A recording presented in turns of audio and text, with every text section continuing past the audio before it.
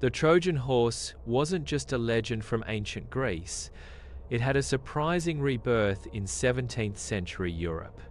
Welcome back everyone to Hidden History Stories. In today's episode we're uncovering the daring Dutch trick of 1624 when a humble peat boat became a secret weapon allowing just a few dozen men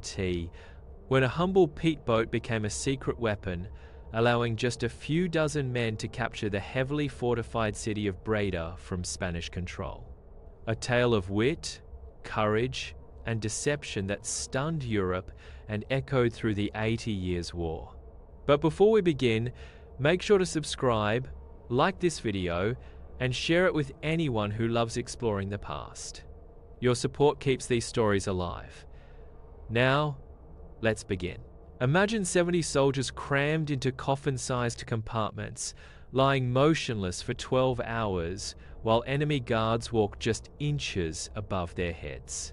This isn't fiction, this actually happened in 1624, and it changed the course of European history. Breda. February 1624, Picture this. Captain Adriaen van Bergen staring at the red brick walls of Breda. The Spanish fortress had been unconquerable for nearly 30 years. Every Dutch attempt to take it back had failed spectacularly. But Van Bergen had a plan so crazy that even Prince Maurice of Nassau, one of history's greatest military minds, thought he'd lost his marbles. Now, Van Bergen wasn't your typical soldier. Born into a peat-cutting family in the northern provinces, he'd spent his youth navigating the waterways that crisscrossed the Low Countries like veins. While other boys played with wooden swords, he learned every current, every seasonal change, every routine of the supply boats that kept fortress cities alive. More importantly, he'd served as a reconnaissance officer for over a decade. Prince Maurice trusted him because Van Bergen had an uncanny ability to notice what others missed, like how Spanish guards had gotten dangerously lazy. The Hague, winter 1624, Picture the scene. Van Bergen sitting before Prince Maurice and his war council on a bitter winter evening.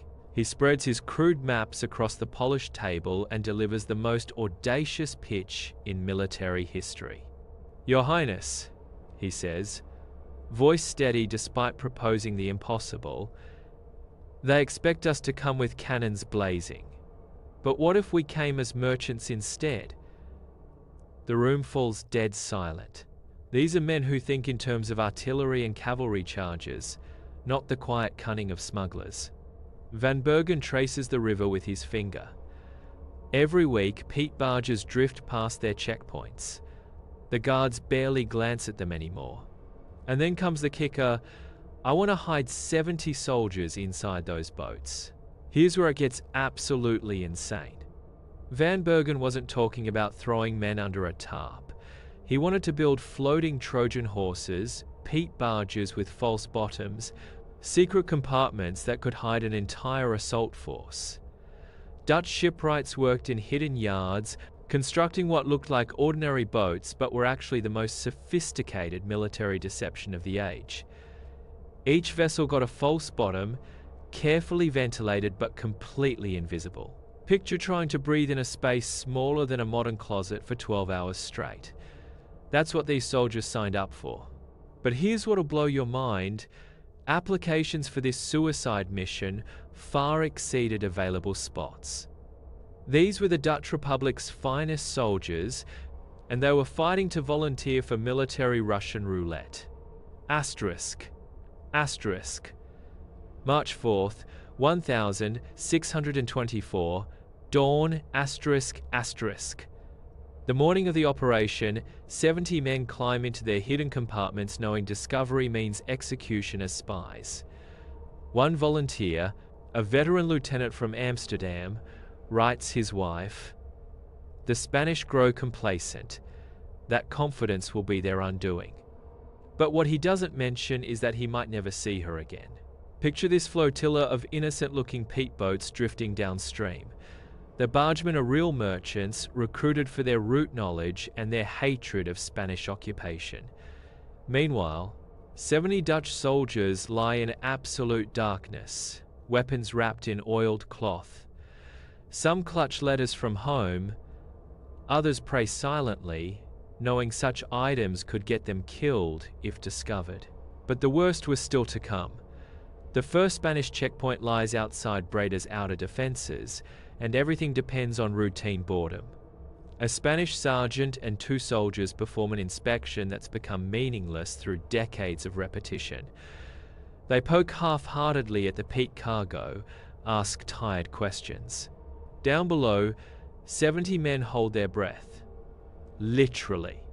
One suspicious guard, one creaking board, and the operation becomes a massacre. But routine breeds carelessness. The guards wave them through without a second glance. Now comes the truly impossible part. Asterisk, asterisk. Breda Watergate. Afternoon. Asterisk, asterisk. As the barges approach the main Watergate, tension crackles through those hidden compartments. The fortress looms above them, massive walls bristling with cannon, topped with Spanish banners. This gate is a masterpiece of military engineering, designed to trap hostile vessels between stone walls riddled with murder holes. Iron portcullises can slam shut in seconds, but the Spanish have grown so comfortable with peat deliveries that this death trap feels ceremonial. Through tiny gaps, Van Bergen catches glimpses above, stone arches, armoured sentries, flags fluttering. Every second stretches like an hour. The inspection is perfunctory. A corporal glances at the manifest, jokes about weather, waves them through. Within minutes, those peat barges are moored inside Breda's supposedly impregnable defences. The Trojan Horse has arrived. Asterisk, asterisk. Nightfall, March 4th, asterisk, asterisk. As darkness falls, legitimate merchants unload cargo at some boats. But at others, something extraordinary happens. 70 Dutch soldiers slip from their hiding places like materializing ghosts. The Spanish night security is a joke. Guards walk predictable routes, more concerned with staying warm than watching for impossible enemies. This complacency proves fatal. Working in small teams, Van Bergen's men move through Breda's streets like death itself. Their target, the main gate, where Colonel Justinus van Nassaur's army waits in darkness beyond. But first, they must neutralize gatehouse defenders without raising an alarm that would bring 3,000 Spanish soldiers down on their heads. Asterisk. Asterisk. Midnight. Asterisk. Asterisk. The assault begins with Spanish sentries playing cards in the gatehouse. Unaware death is climbing toward them. The attack is swift, professional, ruthless. The gatehouse falls almost without a fight. Those massive gates swing open. Colonel van Nassaur's army pours into Breda like an unstoppable flood. Picture Madrid's Spanish court receiving this news. Stunned disbelief, followed by desperate demands for explanations of how their impregnable fortress fell to floating coffins. Spanish commander Don Fernando de Toledo fights to organize defense, but the surprise is too complete. His forces, caught between infiltrators and relieving army, mount only scattered resistance. By dawn, Spanish banners fall throughout Breda, replaced by Dutch orange. Asterisk, asterisk, Madrid, March 1624, asterisk, asterisk. The capture sent shockwaves across Europe. Military experts couldn't comprehend how Spain's strongest fortress had fallen to 70 men in peat boats. Picture Madrid's Spanish court receiving this news. Disbelief. Demands for explanations. How had their impregnable fortress been breached by an elaborate magic trick? For the Dutch Republic, this proved Spanish power could be defeated by ingenuity and courage. Van Bergen became a hero but remained modest. insisting success belonged to those 70 volunteers who'd risked everything in spaces barely fit for human bodies. Asterisk, asterisk. But here's the crucial twist. Asterisk, asterisk. The Spanish struck back immediately. Asterisk, asterisk, Breda, August 1624, July 1625, asterisk, asterisk.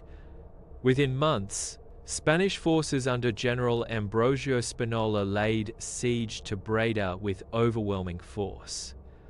This time, there were no clever tricks, just brutal, conventional warfare lasting nearly a year. The Dutch garrison, cut off and starved, finally surrendered in July 1625. Spain reclaimed their prize through sheer military might, but the damage to Spanish prestige was permanent. Van Bergen had proven that seemingly invincible empires could be toppled by small, clever forces willing to think differently. Military academies still study this operation as perfect asymmetric warfare. Small force, superior intelligence, tactical surprise, achieving what massive conventional sieges might never accomplish. The Peat boats entered Dutch folklore, but the reality needed no embellishment. 70 men in floating coffins had accomplished the impossible through courage and cunning. Here's why this story matters beyond military history. Throughout time, small, innovative forces have repeatedly outmaneuvered seemingly unstoppable superpowers. From David and Goliath to modern asymmetric conflicts, the lesson remains constant. Sometimes, the most impossible plans are the ones that actually work. Sometimes, knowing how the world really operates, like understanding peat boat routes, matters more than having the biggest army. Van Bergen's triumph reminds us that in any age, against any odds, human ingenuity and calculated audacity can rewrite the rules of what's possible. The Dutch may have lost Breda again, but they'd proven something far more valuable, that empires aren't invincible, and that sometimes 70 determined people with a crazy plan can change the course of history. In Breda, 70 men proved that audacity can be stronger than armies. That was the end of the story of the Peat boats of Breda, the daring Dutch Trojan Horse of 1624, where 70 hidden soldiers outsmarted an empire and shook Europe to its core. If you found this story fascinating, remember to like, share, and subscribe to the channel so you never miss more hidden history stories. And let me know in the comments which moment in history do you think best shows the power of human ingenuity over brute force.